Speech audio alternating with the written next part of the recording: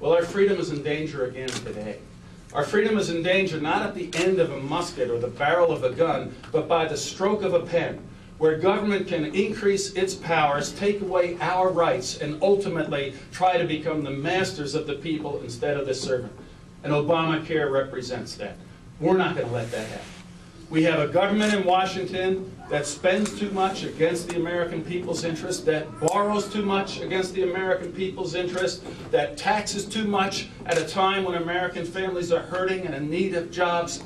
And Obamacare is simply going to compound this problem. Think about what they did. They didn't listen to the American people.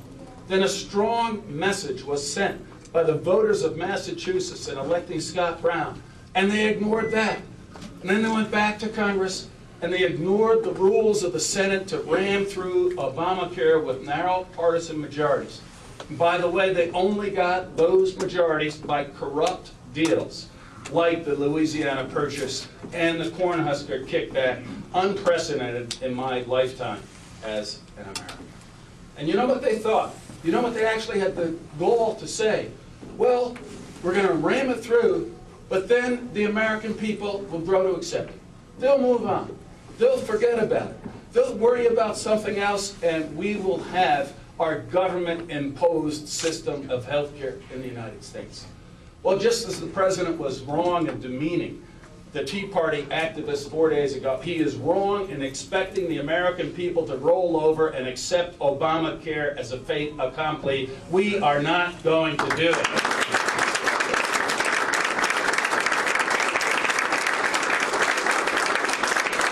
And that is why we created Revere America. We started yesterday, first event at the Old North Church in Boston, signing up people to repeal Obamacare and replace it with true health care reform that will accomplish the changes in our health care system that the American people need and the American people want.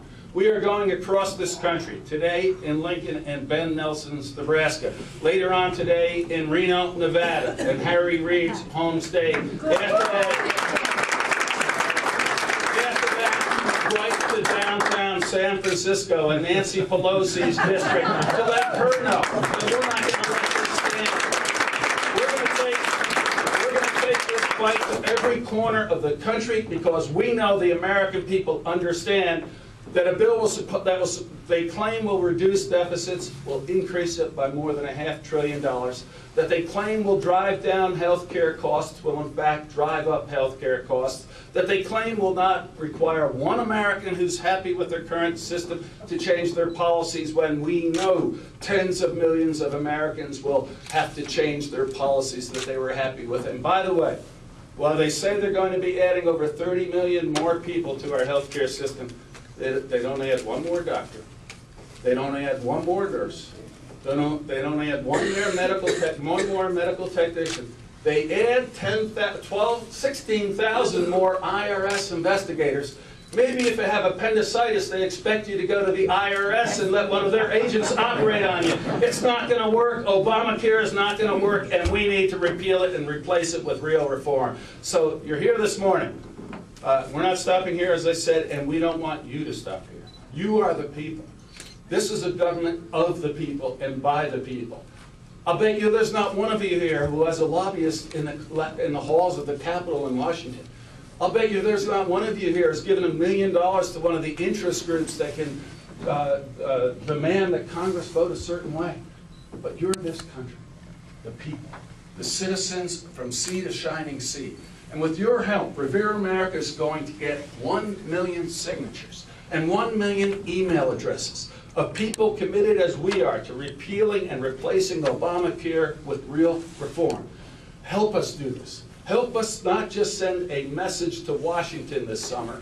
Help us hold accountable this November those who imposed this wrong government health care system on the people of America.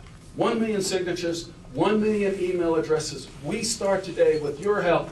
We're going to make sure Washington understands as we do that this is a government of the people still. And we are going to make them understand that this government must be the servant of the people and not our master. Thank you. God bless you.